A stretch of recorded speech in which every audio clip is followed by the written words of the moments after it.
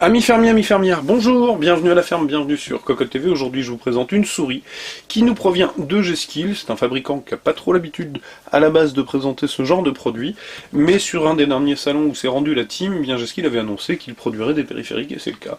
Ils ont produit 3 périphériques et nous les avons reçus tous les 3. On a aujourd'hui la MX780 qui est la souris.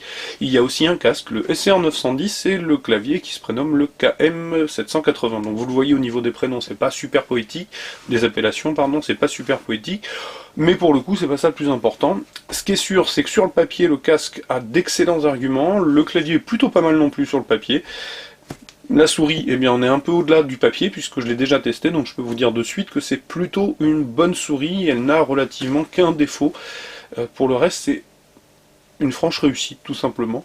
Alors vous avez vu le packaging présenté au fond, c'est assez gris, ça c'est le moins qu'on puisse dire. On a des encarts qui présentent les points caractéristiques de la souris, elle est donc RGB. Ici la même chose mais concernant le capteur, les zones d'illumination, les 8 boutons programmables. Elle est ambidextre et ça c'est plutôt un bon point. Le tout est repris au dos. Et c'est à peu près tout, on va mettre le packaging de côté. Sur le bundle, eh bien c'est simple, on a un guide de l'utilisateur très succinct, qui vous allez voir est tellement succinct que je ne présente qu'un poids, je vous expliquerai après pourquoi. Les clauses de garantie, on a une clé Allen, qui va permettre de bidouiller un petit truc sur la souris, petit truc plutôt bienvenu.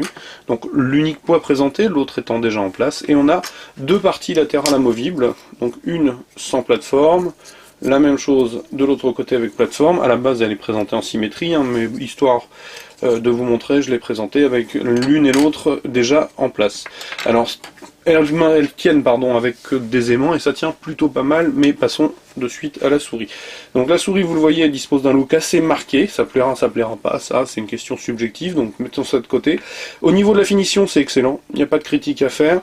La seule petite critique, parce qu'on est exigeant, c'est la présence de ce plastier acier qui est pas super valorisant, sachant que la plaque châssis est une plaque en alu de toute beauté, et là, bien voilà, un petit peu déçu, mais vraiment pas méchant, c'est pas rédhibitoire. Donc pour le reste, les parties noires sont en soft touch, les parties latérales sont percées, et ça tient plutôt pas mal, ça fait office d'antidérapant, et c'est plutôt bienvenu, parce que c'est pas aussi adhérent que le caoutchouc qui récupère toute la poussière, etc. Donc là, on a quelque chose de plutôt propre, c'est bien fichu, je suis plutôt convaincu.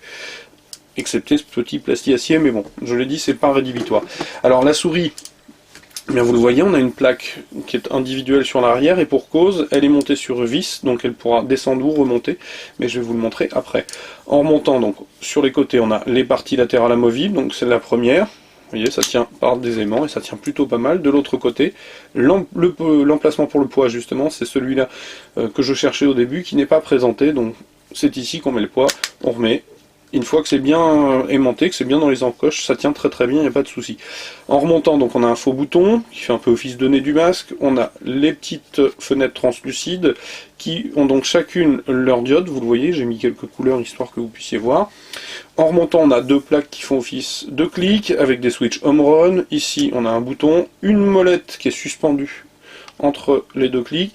La bande de caoutchouc est lisse, c'est là le défaut, je vous le dis tout de suite, en fait elle est assez peu adhérente, ce qui fait que parfois on glisse, parce que l'écran sont bien marqués, et le défilement est plutôt convaincant, il n'y a pas de souci, c'est juste un tout petit problème d'adhérence en fait par rapport à la molette. Donc peut-être qu'avec le temps et le caoutchouc s'usant ça deviendra plus adhérent, mais pour l'instant on peut glisser et rater un peu son coup. Alors sur les côtés toujours, revenons, on a un marquage Ribjo à droite comme à gauche, avec des petites stries et des petites diodes, des fenêtres encore à nouveau, deux boutons à droite, deux boutons à gauche qui sont presque cachés sous les clics, qui sont parfaitement accessibles, il n'y a pas de souci, excepté celui-là qui est un peu trop en arrière et qui demande à vraiment replier le petit doigt, mais ça c'est assez classique sur les souris. Alors pour le gaucher, du coup, ça sera moins un problème et c'est plutôt pas mal. Sur l'avant, on a un départ de câble assez massif avec vis et écrou apparents, petit look indus plutôt bienvenu. Donc en retournant la souris, on retrouve la plaque, la vis qui va me permettre de modifier la plaque arrière, je vais vous montrer, et les patins en téflon. Si vous mettez les parties amovibles latérales à plateforme, on récupère un nouveau patin. Alors, j'attrape la petite vis, je ne sais pas si vous allez bien le voir à l'écran, mais en gros, là, je suis au plus haut, et je peux, redescendre en vissant. Alors, vous m'excuserez, c'est pas très pratique avec la caméra, je suis un peu pas aidé par mes doigts, voilà. Et donc je l'ai redescendu au maximum, vous avez vu, on peut la remonter. Alors du coup, en termes de prise en main, on a une souris aux dimensions relativement contenues, donc qui est assez à l'aise pour du finger ou du claw grip, il n'y a pas de souci. Elle est plutôt facile à la prise en main puisqu'ambidextre, et donc avec, malgré tout, si le look est puissant, une prise en main consensuelle. En remontant, elle sera un peu plus à l'aise avec du palm grip, mais c'est pas encore la panacée si vous avez des grandes mains, parce que la taille étant contenue, on manque un peu d'espace pour étaler franchement la main dessus. Alors les switches sont des home run, donc ça clique plutôt bien, les boutons sont préhensibles, je vous l'ai dit, le seul défaut c'est la molette. Au niveau technique, que vous apprendre que globalement le capteur est un Avago 8200, donc un bon capteur, les 8 boutons sont programmables, elle embarque une puce mémoire de 512 kg, les zones de rétroéclairage sont individuellement programmable, ce qui est plutôt pas mal. Donc au niveau du soft, on a quelque chose d'assez sobre, pour ne pas dire suranné, et on trouve l'essentiel, mais en termes de comportement lumineux, on a vraiment deux modes à disposition, breathing et puis pulsation, si je ne m'abuse. Donc quelque chose d'assez simple, facile à paramétrer. Petit point intéressant, à mon sens très intéressant, G-Skill dans le soft prévoit la fonctionnalité sniper qui consiste à baisser le nombre de DPI sur un bouton auquel on octroie la fonctionnalité. Donc ça c'est plutôt pas mal, il n'y a pas de bouton spécifiquement dédié, mais vous pourrez le faire.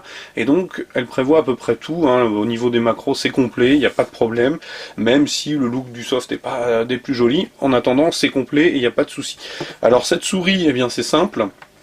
Elle est tarifée aujourd'hui en dollars à 79 $, ce qui est plutôt correct. Si on respecte la parité dollar-euro, elle sera à 69 € en France, à peu de choses près. Ce qui la place, somme toute, en face de la concurrence, dotée des mêmes caractéristiques techniques. Donc une souris qui, à mon sens, est plutôt réussie. Je vous ai dit un seul point négatif. La molette à peine assez adhérente.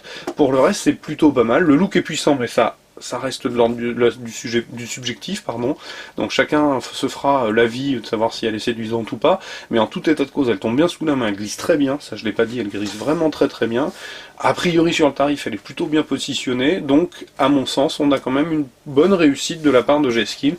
La MX780 est une bonne souris. Donc, il s'agissait de la présentation rapide de la MX780. Je vous invite, comme d'habitude, à venir lire le test écrit qui paraîtra prochainement. Comme d'habitude, je vais vous souhaiter une très très bonne journée. Et comme d'habitude, je vous dis au revoir et à bientôt.